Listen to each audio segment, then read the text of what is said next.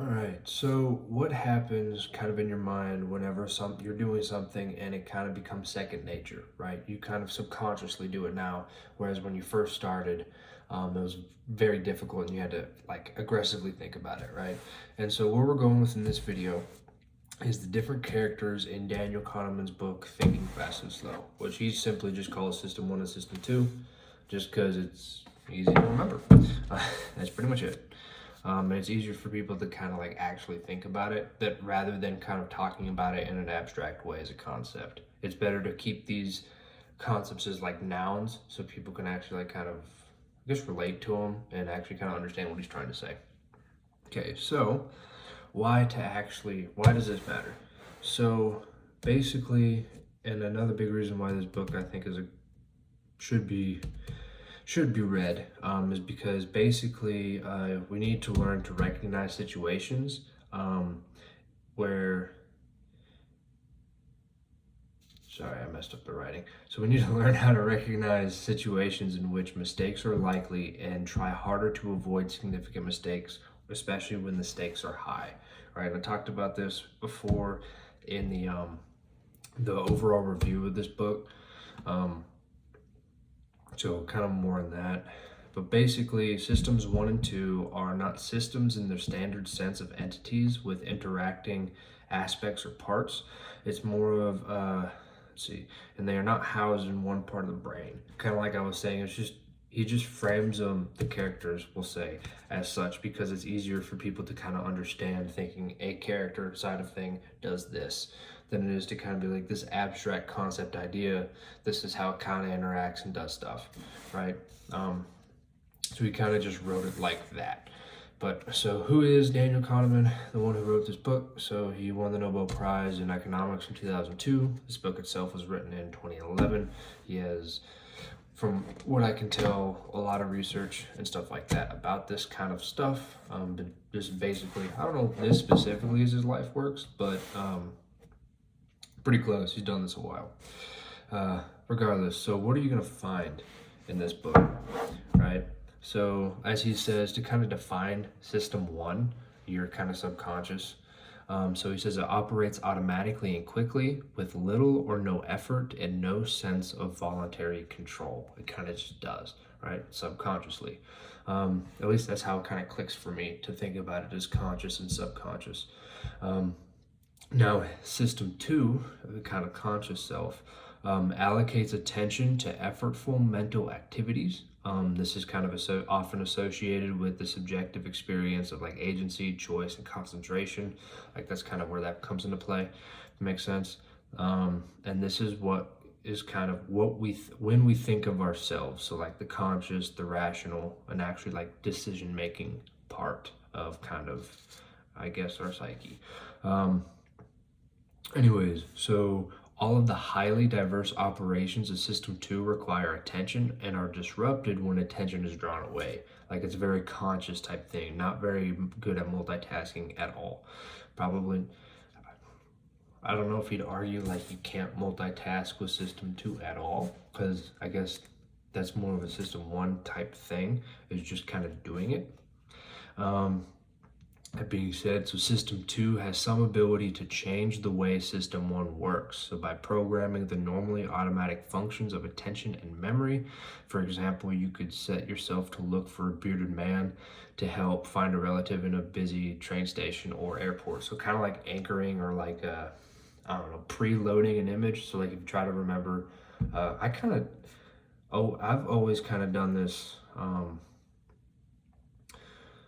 not really thinking about it in terms of like trying to find someone. Like if I was at a sporting event or something and trying to find someone specific, is kind of like I would kind of vaguely put their face in my head and just like quickly scan the crowd, and I was pretty much always able to find them like without even like looking at them, because you're not really looking at each individual face. You're kind of like brushing across them really quickly before you even like kind of consciously before your brain consciously registers it, and you kind of already kind of see that they're not there, I guess. That makes sense.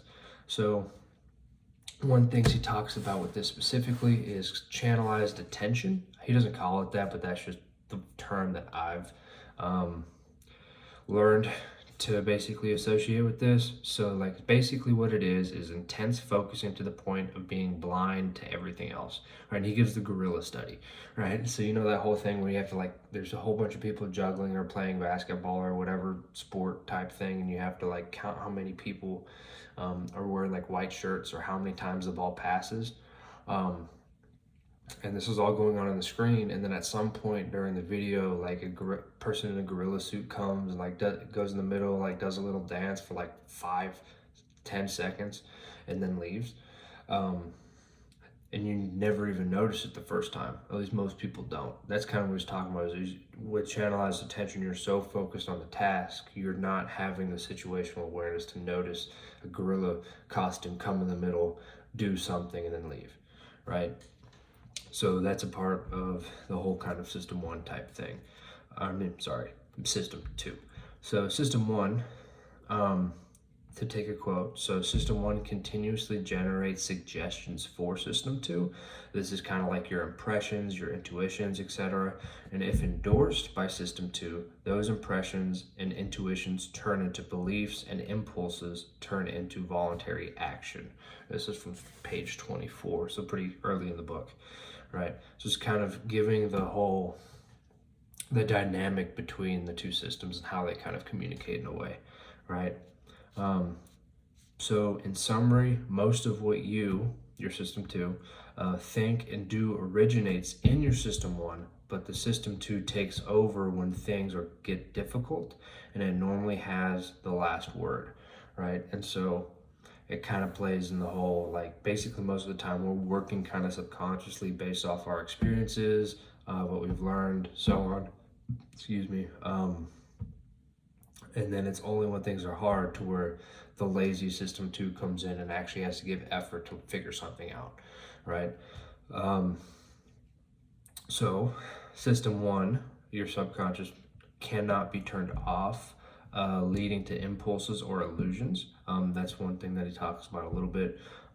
That's kind of, it's always there, trying to do impressions, associate things, and so on, and it can lead to being impulsive or illusions of some things. And he gives what's it called? Forget the name of the illusion, but it's like you have a there it is. What's it called?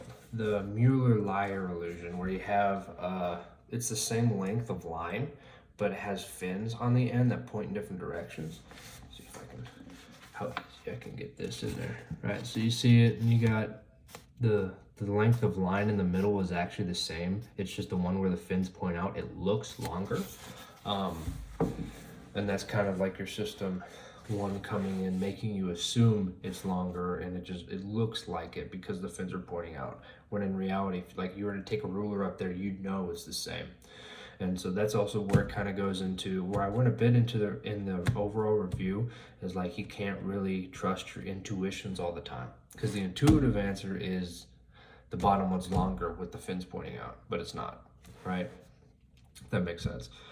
So basically, with that being said, so your system 2 is charged to overcome those impulses of system 1, and this is where self-control comes into play, right? So yeah,